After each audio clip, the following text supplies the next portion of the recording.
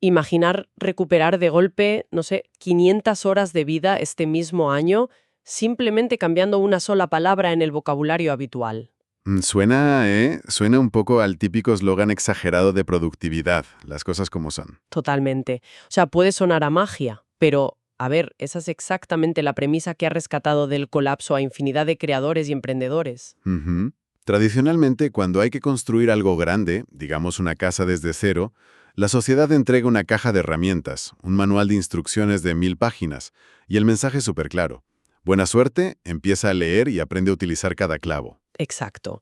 Desde el primer día de escuela, fíjate, el sistema programa a la mente humana para asumir todo el peso del proyecto. Ya. Se fomenta esta idea de que buscar el martillo adecuado y aprender a usarlo mediante ensayo y error es la única vía respetable, por así decirlo. Antes de continuar, no olvides suscribirte al canal y activar la campanita para no perderte ningún libro como este. Claro, pedir ayuda a menudo se etiqueta sutilmente como una falta de capacidad, casi como, no sé, casi como hacer trampa. Y, sin embargo, el movimiento verdaderamente brillante en esa situación no es agarrar el martillo. El salto cuántico es buscar en la agenda el teléfono del arquitecto que ya ha construido 10 rascacielos. Eso es. Y hoy nos sumergimos de lleno en esta filosofía, desglosando las ideas centrales del libro ¿Quién, no cómo?, de Dan Sullivan y el doctor Benjamin Hardy. Un libro fundamental. La misión de este análisis a fondo es precisamente entender las palancas psicológicas y estratégicas que operan cuando una persona deja de preguntarse el agotador ¿cómo hago esto? Y pasa a plantear el estratégico ¿quién puede ayudarme a hacer esto? Ujú. Es básicamente una deconstrucción total de cómo se entiende el éxito. Y es un cambio de paradigma fascinante, porque altera por completo la relación con el tiempo y con el esfuerzo. Y prometo que a lo largo de esta exploración vamos a ver que esto no es un mero truco para delegar tareas. No, que va. Vamos a conectar estos conceptos directamente con la psicología profunda del logro humano y el verdadero liderazgo. Porque operar constantemente desde el cómo, pues crea cuellos de botella monumentales. Aísla a la persona, ¿verdad? Totalmente. La convierte en una isla con recursos muy limitados. Pues para cualquier mente curiosa que nos escucha, que esté siempre en la búsqueda de atajos intelectuales, sin caer en la sobrecarga de información, este marco mental es oro puro. Desde luego. Pero claro, la teoría suena muy bien hasta que choca con la realidad del día a día. Y hay una historia muy terrenal en los orígenes de todo esto que ancla muy bien el concepto, la de un joven llamado Richie Norton. Sí, el caso de Richie, fíjate, ilustra a la perfección el choque entre la programación tradicional y esta nueva visión. A ver, A los 16 años, Richie tenía un enorme deseo de independencia financiera y decidió buscar un empleo de verano convencional cobrando por horas. lo típico. Exacto. Sin embargo, su padre, que tenía una mentalidad muy empresarial, le sugirió evitar ese camino tradicional y le animó a pensar de forma diferente para generar ingresos. Fíjate que el instinto natural de un chaval de 16 años sería buscar tutoriales sobre cómo hacer un currículum o cómo pasar una entrevista en una cadena de comida rápida. Claro, el famoso cómo. Eso es, pero el consejo de su padre lo llevó a una granja de sandías en el centro, California. Así es. Richie y su hermano Eric viajaron hasta allí y descubrieron que los agricultores tenían un problema. Tenían montones de sandías con formas irregulares. Sandías feas. Exactamente, estéticamente feas. Y no se podían vender en los supermercados tradicionales. Así que los hermanos las compraron a una fracción del precio. Vale. Y volvieron a su ciudad. Y aquí está la clave. En lugar de intentar aprender cómo funciona la logística de la venta minorista o montar un puesto de frutas desde cero, Richie activó su red de contactos. Contactó a personas que ya tenían acceso a compradores. Ostras. Al final del verano, había ganado muchísimo más dinero que cualquier amigo suyo trabajando a sueldo fijo. La gran revelación para Richie no fue el negocio de la fruta, sino darse cuenta de que su padre era su quién fundamental. Claro. Ese consejo le ahorró meses de frustración en el mundo del cómo. Es un caso genial, aunque bueno, podríamos pensar que aplicar esto es fácil cuando hablamos de vender sandías en verano y tienes 16 años. Ya. Pero la verdadera prueba de fuego llega en la edad adulta, con responsabilidades reales. Hay un ejemplo abrumador sobre Sharon Duncan, una emprendedora que estaba literalmente perdiendo su vida personal por intentar mantener a flote su negocio. Estaba ahogada en la microgestión. Es que el perfil de Sharon representa a la perfección el colapso del profesional contemporáneo. Antes de continuar, no olvides suscribirte al canal y activar la campanita para no perderte ningún libro como este. Creía que si ella no controlaba cada engranaje, pues la empresa se hundiría. Es un miedo muy común. Totalmente. Pero al aplicar esta metodología, tomó la decisión de contratar a una figura clave, un gerente de práctica, alguien cuyo como natural era organizar y gestionar operaciones. Al ceder ese control y confiar en ese quién, Sharon liberó instantáneamente 500 horas de trabajo al año. 500 horas. Es que eso equivale prácticamente a más de un mes entero de vigilia ininterrumpida. Es una locura. Acción enorme de la vida. Y el impacto real se mide en lo que hizo con ese tiempo. Sharon pudo empezar a acompañar a su anciana madre a ver los partidos de béisbol. ¡Qué maravilla! Algo que antes le resultaba completamente imposible, claro. Esto demuestra que la búsqueda de un quién no tiene como objetivo final simplemente facturar más. Su propósito real es recuperar la libertad para nutrir aquellas relaciones y experiencias que dan sentido a la existencia. Totalmente. Además, esto no es solo una anécdota empresarial de éxito. Hay una arquitectura psicológica detrás que respalda por qué funcionamos mejor así. El modelo de autodesarrollo de los psicólogos Arthur y Elaine Aron explica esta dinámica de una forma muy reveladora. Sí, el modelo de los doctores Aron es crucial para entender el mecanismo interno de todo esto. Plantea que la motivación humana fundamental es la autoexpansión. ¿Vale? Es decir, el deseo de aumentar nuestras capacidades físicas y cognitivas. Pero la clave es que este crecimiento no ocurre en el vacío. El nivel de autoeficacia de un ser humano está profundamente entrelazado con la calidad de sus relaciones. Claro, no crecemos solos. Eso es. Al conectar con otros, incorporamos a nuestra propia identidad los recursos, las perspectivas y las habilidades de esas personas. Hay una ilustración preciosa de este modelo con la experiencia de acoger a niños provenientes de contextos familiares muy destructivos en el libro. Exactamente.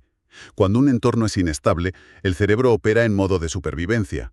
No hay espacio para la expansión, lógicamente.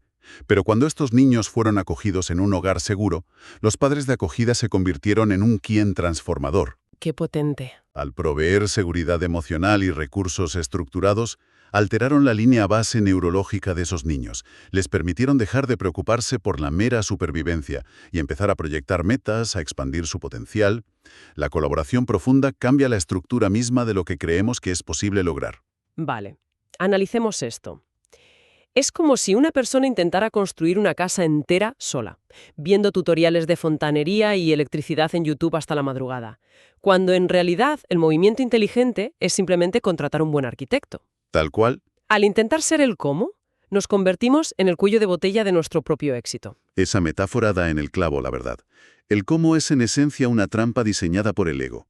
Existe esta creencia limitante de que el mérito de un logro disminuye si uno no ha sufrido cada paso del proceso. ¿Ya? La cultura del esfuerzo malentendida. Exacto. Pero claro, esto plantea una interrogante ineludible. Si la lógica de buscar un quién es tan aplastante y liberadora, ¿por qué el mundo está lleno de proyectos estancados?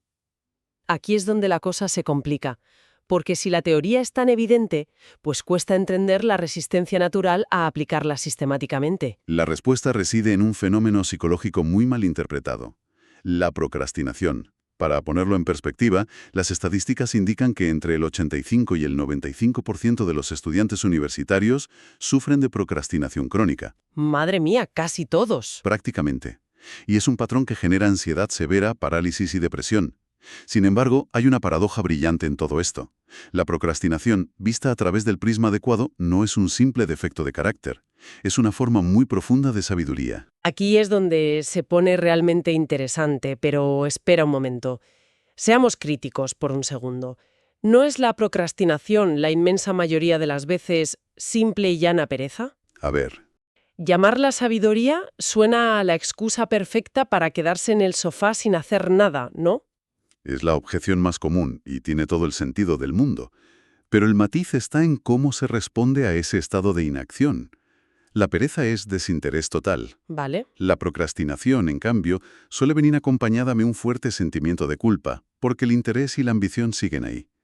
Esa parálisis es el cerebro emitiendo una señal diagnóstica. ¿Como una luz de alarma? Eso es, indica que la visión es inmensa, pero las habilidades actuales para lograrla faltan. El abismo entre la idea y la ejecución es demasiado ancho. Si alguien se queda en el sofá evadiendo esa señal, efectivamente hay un problema. Antes de continuar, no olvides suscribirte al canal y activar la campanita para no perderte ningún libro como este. Pero si esa frustración se utiliza como señal para dejar de intentar aprender el cómo y empezar a buscar el quién, entonces la procrastinación se ha utilizado con total sabiduría. Entendido. O sea, el cerebro colapsa porque la carga de procesamiento excede la capacidad disponible. Entonces, la clave es redirigir esa energía. Y la historia de Lars Ulrich, de Metallica, ilustra esta transición de una manera brutal. El caso de Lars es el ejemplo definitivo. Fíjate. Lars, el cofundador de Metallica, tenía una visión clarísima del sonido y la energía que quería proyectar en una banda. Pero carecía de la capacidad técnica para componer y tocar todos los instrumentos que requería esa visión. Claro, no podía ser el hombre orquesta. Imposible. En lugar de encerrarse en un garaje a estudiar teoría musical durante años, siendo víctima de la procrastinación, formuló la pregunta correcta. Redactó un anuncio clasificado expresando claramente lo que buscaba. Y ese anuncio fue el faro que atrajo a James Hetfield. Precisamente, Lars no intentó aprender cómo ser James Hetfield. Simplemente definió lo que necesitaba y permitió que el talento de otro se acoplara. Y para sistematizar esto, existe una herramienta clave conocida como el filtro de impacto.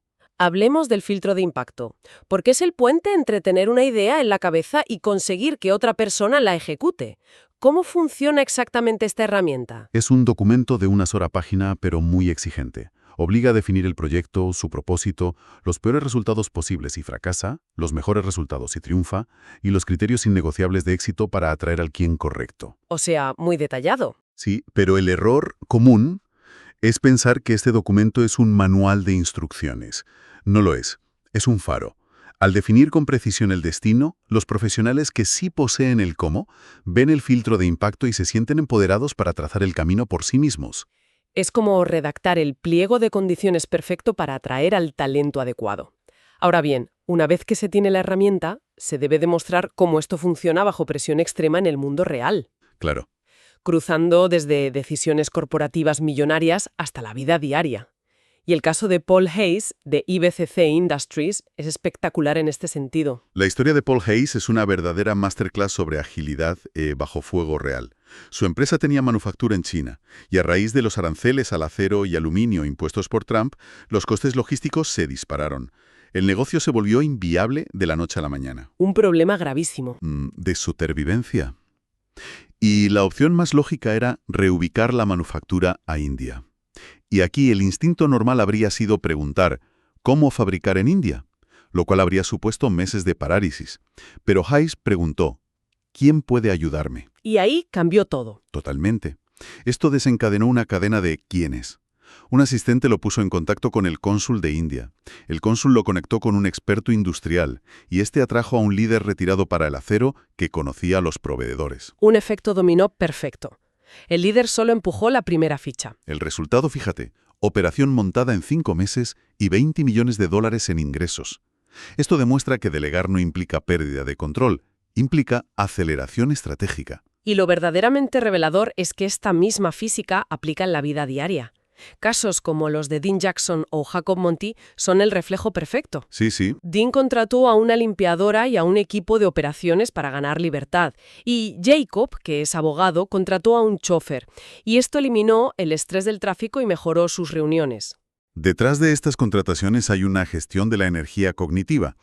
El concepto de fatiga de decisiones es clave aquí. El cerebro se agota tomando decisiones pequeñas como qué carril tomar en el tráfico. Jacob Monti llegaba exhausto a los juzgados.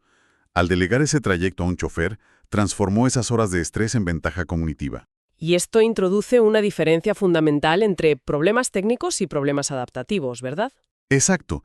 Los problemas técnicos tienen una solución conocida y deben delegarse. Conducir o limpiar son problemas técnicos. En cambio, los problemas adaptativos requieren innovación. Definir la estrategia de un juicio o el rumbo de una empresa. Ahí es donde uno debe enfocar el 100% de su energía. Entonces, ¿qué significa todo esto? Básicamente, estamos hablando de comprar ancho de banda mental. Contratar a un chofer o a un chef no es un lujo caprichoso. Es una estrategia para erradicar la fatiga de decisión. Eso es. Sirve para reservar el 100% de la capacidad cognitiva para esos problemas adaptativos que realmente generan impacto. Es una reasignación de capital intelectual, ni más ni menos. Pero claro, encontrar a los quiénes es solo la mitad del camino.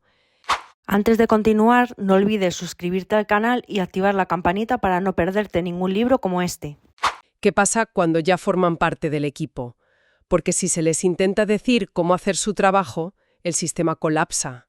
Se desmorona por completo, sí. La historia de la abogada Nicole Wipp ilustra muy bien esto. Afectada por la recesión de 2008 en Michigan, tuvo que levantar su propio bufete trabajando de 80 a 100 horas semanales. Estaba al borde del colapso. Un ritmo insostenible. Total. Así que intentó contratar a alguien para descargar tareas, pero su primer intento fue un desastre, por pura falta de claridad. Contrató a alguien, pero seguía intentando controlar cada pequeño detalle de cómo hacía el trabajo. Claro, el fantasma de la microgestión. ¿Y cómo salió de ahí? Tuvo que dar un giro hacia lo que se conoce como liderazgo transformador, que se sostiene sobre 4 pilares innegociables. Profundicemos en esos pilares. El primero es la consideración individualizada, entender las aspiraciones únicas de cada persona del equipo. El segundo es la estimulación intelectual, plantear un desafío en lugar de dar un manual de instrucciones. Pasar de dar órdenes a formular buenas preguntas. Exactamente. El tercer pilar es la motivación inspiradora, comunicar el propósito del proyecto con pasión para que el equipo visualice el impacto de su trabajo. Y el cuarto es la influencia idealizada, que básicamente es liderar con una ética intachable, predicando con el ejemplo. Y hay un ejemplo maravilloso de Nicole motivando a su asistente legal a enfrentar sus miedos, ¿verdad? Sí, su paralegal tenía pánico a hablar en público. Nicole, aplicando estos pilares, la animó a exponer en una conferencia importante.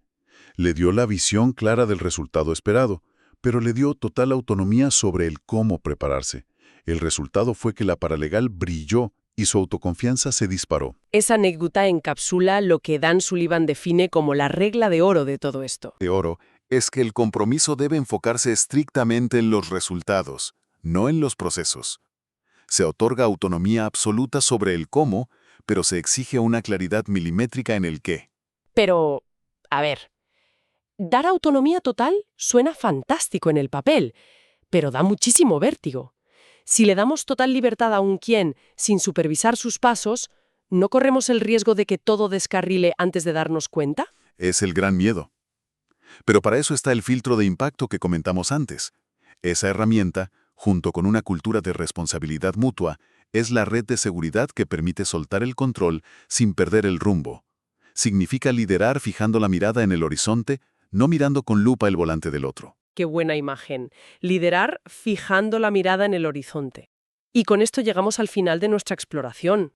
A modo de resumen rápido, hemos visto cómo cambiar una sola palabra, el cómo por el quién, transformó a un chico que vendía sandías, salvó a empresas internacionales y rescató a profesionales del agotamiento crónico.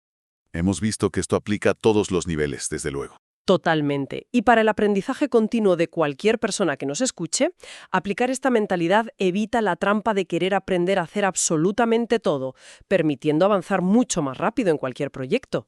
Y fíjate, para dejar un último pensamiento provocativo sobre la mesa, algo que evoluciona naturalmente de todo este material. A ver. Hemos hablado extensamente sobre cómo salir a buscar a los quienes para que nos ayuden a alcanzar nuestras metas, pero esto nos lleva a la otra cara de la moneda. Si los líderes y creadores más exitosos del mundo están buscando desesperadamente a su quién ideal, quizás el mayor atajo hacia el éxito profesional no sea liderar el proyecto. ¡Ostras! Quizás sea perfeccionar nuestras propias habilidades para convertirnos en el quién absolutamente irreemplazable en la gran visión de otra persona. Madre mía, qué giro de perspectiva tan brillante para terminar. A veces el éxito consiste en transformarse, mediante pura maestría, en la respuesta exacta que alguien más lleva años buscando. Así que, la próxima vez que aparezca un desafío inmenso, la clave está en detenerse un segundo y preguntarse a quién pertenece realmente esa carga. Hasta nuestro próximo análisis a fondo. Antes de continuar, no olvides suscribirte al canal y activar la campanita para no perderte ningún libro como este. Libros que abren puertas, palabras que enseñan más. Dinero y libertad, todo lo vas a lograr. En cada episodio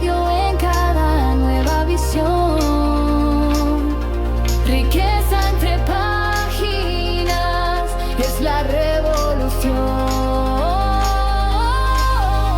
Riqueza entre páginas, riqueza